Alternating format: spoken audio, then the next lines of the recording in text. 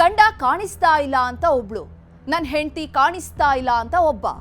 ಇವರಿಬ್ಬರು ಫೋಟೋ ಇಟ್ಕೊಂಡು ಪೊಲೀಸ್ ಸ್ಟೇಷನ್ಗೆ ಓಡೋಡಿ ಹೋಗಿದ್ರು. ಮಕ್ಕಳನ್ನ ತೋರಿಸಿ ಗಂಡನನ್ನ ಹುಡುಕಿ ಕೊಡಿ ಅಂತ ಆ ಮಹಿಳೆ ಕಣ್ಣೀರು ಸುರಿಸಿದ್ಲು. ಹೆಂಡತಿ ಬೇಕು ಅಂತ ಆ ವ್ಯಕ್ತಿನೂ ಗೋಳಾಡಿದ್ದ. ಈ ನಡುವೆ ಫೋನ್ಗೆ ಬಂದಂತಹ ಅದೊಂದು ಫೋಟೋ ಇಡೀ ಕೇಸ್ಗೆ ಟ್ವಿಸ್ಟ್ ಕೊಟ್ಟಿತ್ತು. ದೋಸೆ ಆಸೆ ಕಹಾನಿ ರಿವೀಲ್ ಆಗಿತ್ತು. ಆ ಜಂಪಿಂಗ್ ಜೋಡಿ ಹಿಂದಿನ ಕಹಾನಿಯನ್ನ ಡೀಟೇಲ್ಡ್ ಆಗಿ ತೋರಿಸ್ತೀವಿ ನೋಡಿ.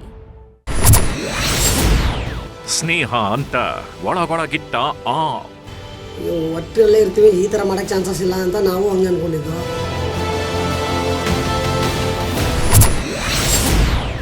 ಶಾಕ್ ಕೊಟ್ಟಿದ್ ಹೇಗೆ ಜಂಪಿಂಗ್ ಜೋಡಿ. ನಾವು ಅವ್ರಿಗೋಸ್ಕರನೇ ಕಾಯ್ಕೊಂಡಿದ್ದೀವಿ. ಮಕ್ಕಳೆಲ್ಲ ಅನಾಥಾಗ್ಬಿಟ್ಟಿದೆ. ಎಲ್ಲಿದ್ರು ಇವ್ರನ್ನ ಕಳಿಸ್ಬೇಕು, ನಮ್ಗೆ ನ್ಯಾಯ ಸಿಗ್ತಿಲ್ಲ, ನಮ್ಗೆ ನ್ಯಾಯ ಕೊಡಿಸಿ.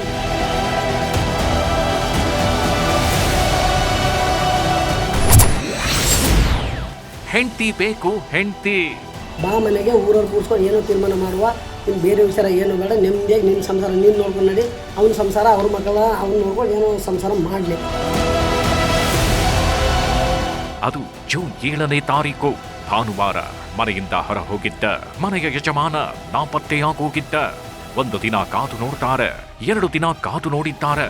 ಆದ್ರೆ ಆ ಮನೆಯ ಯಜಮಾನ ಈ ಅಮಾಯಕ ಹೆಣ್ಣು ಮಗಳ ಕಣ್ಣಿಗೆ ಬಿದ್ದಿರ್ಲಿಲ್ಲ. ಈಗ ನಾಪತ್ತೆಯಾಗೋಗಿದ್ದಾನೆ ಅಂತ ಕಣ್ಣೀರನ್ನೇ ಸುರಿಸ್ತಿದ್ದಾಳೆ. ಇತ್ತ ಇವನನ್ನ ನೋಡಿದ್ರೆ ನನ್ನ ಹೆಂಡತಿ ಕಾಣಿಸ್ತಿಲ್ಲ, ನನ್ನ ಹೆಂಡತಿಗೆ ಏನೋ ಆಗಿದೆ ಅಂತ ಕಣ್ಣೀರು ಸುರಿಸಿದ್ದ. ಇಬ್ರು ಕೂಡ 2 ಮಕ್ಕಳನ್ನ ಕೆತ್ಕೊಂಡು ಬಂದಿದ್ರು. ಪೊಲೀಸರು ಸಹ ದೂರನ್ನ ದಾಖಲಿಸಿಕೊಂಡು ತನಿಖೆಗೆ ಇಳಿತಾರೆ. ವಿಶೇಷ ತಂಡ ಮಾಡಿಕೊಂಡು ಕಾಣದಂತೆ ಮಾಯವಾಗಿರೋರನ್ನ ಪತ್ತೆ ಮಾಡೋ ಪ್ರಯತ್ನದಲ್ಲಿದ್ರು. ಸಂಬಂಧಿಕರು ಕೆಲಸ ಮಾಡುವ ಜಾಗಗಳಲ್ಲಿ ಪೊಲೀಸರು ವಿಚಾರಿಸಿ ನೋಡ್ತಾರೆ. ಈ ನಡುವೆ ಅದೊಂದು ಫೋಟೋ ಇಡೀ ಪ್ರಕರಣದ ದಿಕ್ಕನ್ನೇ ಬದಲಾಯಿಸಿತ್ತು. ಆತಂಕದ ಸ್ಟೋರಿಗೆ ದೊಡ್ಡ ತಿರುವನ್ನೇ ಕೊಟ್ಟಿತ್ತು. ಆ ಫೋಟೋ ಇದೆ ನೋಡಿ.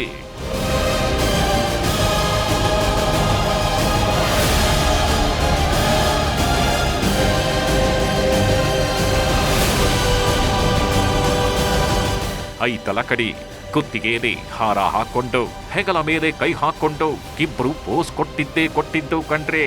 ತಾಳಿ ಕಟ್ಟಿಸ್ಕೊಂಡು ಲುಕ್ ಕೊಟ್ಟಿದ್ದು.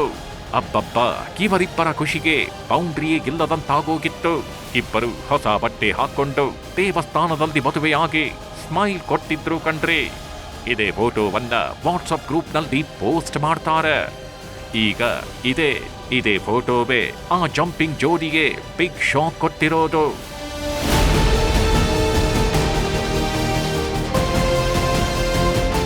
ಈ ಫೋಟೋ ನೋಡ್ತಿದ್ದಂತೆ ಕುಟುಂಬಸ್ಥರು ಕಂಗ್ರಾಟ್ಸ್ ಹೇಳೋದು ಬಿಟ್ಟು ಶಾಕ್ಗೊಳಗಾಗ್ತಾರೆ. ಶುಭಾಶಯ ಕೋರೋದಾಗಿರ್ಲಿ, ಇವರ ವಿಷಯವನ್ನ ಅದಿಬ್ಬರಿಗೆ ಹೇಳಬೇಕು ಅಂತ ಫೋನ್ ಎತ್ಕೊಂಡಿದ್ರು. ಯಾಕಂದ್ರೆ ಯಾರನ್ನ ಹುಡುಕೊಡಿ ಸ್ವಾಮಿ ಅಂತ ಆ ಮಹಿಳೆ ಹಾಗೂ ಆ ವ್ಯಕ್ತಿ ಪೊಲೀಸ್ ಠಾಣೆ ಮೆಟ್ಟಿಲೇರಿದ್ರು. ಆ ಇಬ್ಬರು ಕಿಲಾಡಿಗಳು ಇವರೇ ಆಗಿದ್ರು.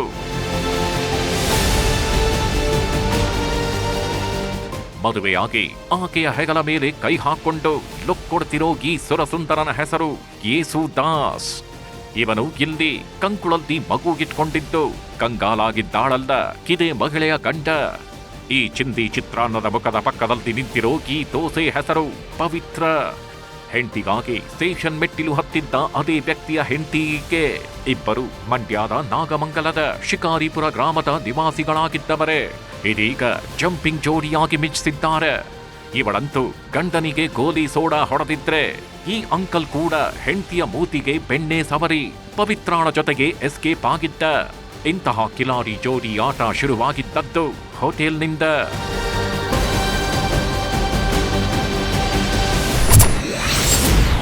ತವಾ ಮೇಲೆ ದೋಸೆ, ಇವನಿಗೆ ಆಂಟಿ ಮೇಲೆ ಆಸೆ. ಗಂಡ ಮಕ್ಕಳನ್ನ ಬಿಟ್ಟು ಅಂಕಲ್ ಆಂಟಿ ಜೋ.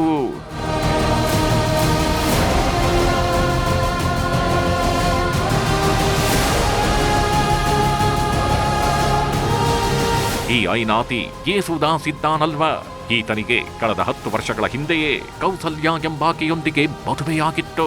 ಸಣ್ಣ ಪುಟ್ಟ ಕೆಲಸ ಮಾಡಿಕೊಂಡಿದ್ದವನು 10 ವರ್ಷಗಳ ಕಾಲ ಸಂಸಾರವನ್ನು ಮಾಡಿದ್ದ. ಇಬ್ಬರು ಮಕ್ಕಳು ಕೂಡ ಜನಿಸ್ತಾರೆ. ಇಲ್ಲಿಗೆ ಸಂಸಾರ ಸಾಗಿಸ್ಕೊಂಡು ಹೋಗೋದು ಬಿಟ್ಟು ದೋಸೆ ಆಂಟಿ ಪವಿತ್ರಾಳನ್ನ ಪ್ರೀತಿ ಮಾಡೋಕೆ ಮುಂದಾಗಿದ್ದ. ಹೋಟೆಲ್ ಇಟ್ಕೊಂಡು ಹೆಂಚಿನ ಮೇಲೆ ಬಿಸಿ ಬಿಸಿ ದೋಸೆ ಹಾಕ್ತಿದ್ದ ಪವಿತ್ರಾಳನ್ನ ಸದಾ ಕಣ್ಣಲ್ಲದೆ ನುಂಗೋ ತರ ನೋಡ್ತಿದ್ದ. ದೋಸೆ ಆಂಟಿಗೂ ಮದುವೆಯಾಗಿತ್ತು. ಈಕೆಗೆ 2 ಮಕ್ಕಳಿದ್ದಾರೆ ಅಂತ ಗೊತ್ತಿದ್ರೂ ಸಹ ಕಣ್ಣಲ್ಲದೆ ಸಿಗ್ನಲ್ ಕೊಟ್ಟಿದ್ದ. ಮಸಾಲೆ ದೋಸೆ ಮೇಲೆ ಬೆಣ್ಣೆ ಹಾಕಿಸ್ಕೊಂಡು ತಿಂತ ಆಂಟಿಗೆ ಗಾಳ ಹಾಕಿದ್ದ ಯೇಸುದ. ಇದರಿಂದ ಈಕೆಯು ಎಷ್ಟು ದಿನ ಅಂತ ತಾನೆ ಈ ದೋಸೆ ಹಾಕೊಂಡು ಜೀವನ ಕಳೀಲಿ, ಲೈಫ್ ಬೋರ್ ಆಗೋಗಿದೆ ಅಂತ ಈ ಅಂಕಲ್ನ ಸಿಗ್ನಲ್ಗೆ ಓಕೆ ಅಂತಿದ್ಲು ಈ ಪವಿತ್ರ. ಕಳೆದ 6 ತಿಂಗಳಿಂದ ಇವರಿಬ್ಬರು ರಹಸ್ಯವಾಗಿ ಪ್ರೀತಿ ಪ್ರೇಮ ಅಂತ ಚಾಟಿಂಗ್ ಮಾಡ್ಕೊಂಡಿರ್ತಾರೆ. ಕೊನೆಗೆ ಬಾರೋ ಹೋಗೋಣ ಪ್ರೀತಿ ಮಾಡೋಣ ಅಂತ ಆಂಟಿ ಹಾಗೂ ಅಂಕಲ್ ಜೂಟ್ ಆಗ್ತಾರೆ. ಮಕ್ಕಳಿದ್ದಾರೆ ಅನ್ನೋದನ್ನು ಮರೆತು ಜಾಲಿ ಮಾಡ್ತಿದ್ರು. ಕೊನೆಗೆ ಇವರಿಬ್ಬರ ಮದುವೆ ಫೋಟೋ ನೋಡಿ ಎಲ್ಲರೂ ಶಾಕ್ಗೊಳಗಾಗಿದ್ರು.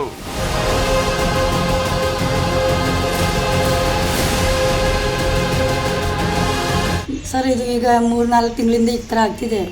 ನಾವು ಹೇಳಕ್ಕೋದ್ರೆ ಮನೇಲಿ ಸಿಕ್ಕಾಪಟ್ಟೆ ಜಗಳ ಆಗ್ತಿದೆ.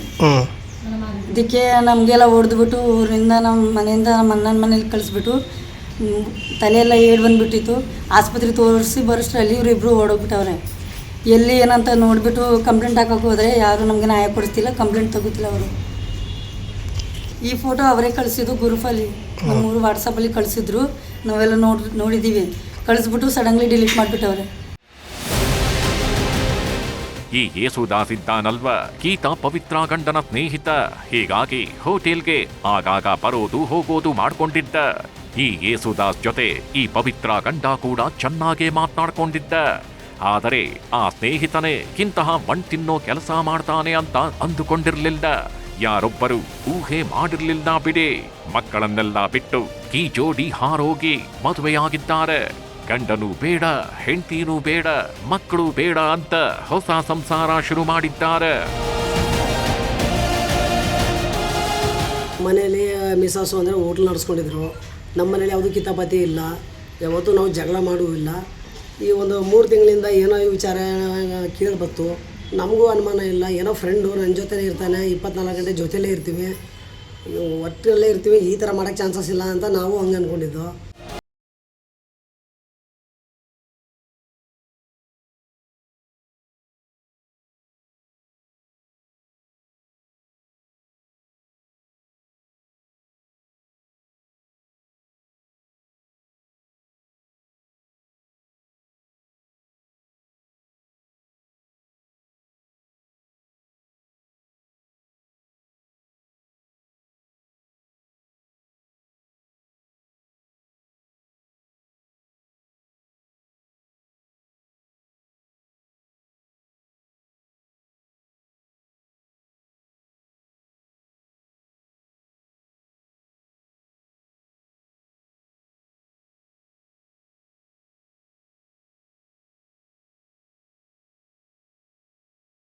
ಜನ ಇರ್ತಾರೆ ಅಂತ ಇರೋ ಸಂಸಾರವನ್ನ ಬಿಟ್ಟು ಇಲ್ಲದೆ ಇರೋ ಬಂಧವನ್ನ ಹುಡುಕಿಕೊಂಡು ಹೋಗಿ ಮಕ್ಕಳನ್ನ ಬೀದಿ ಪಾಲು ಮಾಡ್ತಿದ್ದಾರೆ ಅಂತ ಹೇಳ್ತಾ ಈ ಹೊತ್ತಿನ ಕಹಾನಿಯನ್ನ ಮುಗಿಸ್ತಿದ್ದೀವಿ.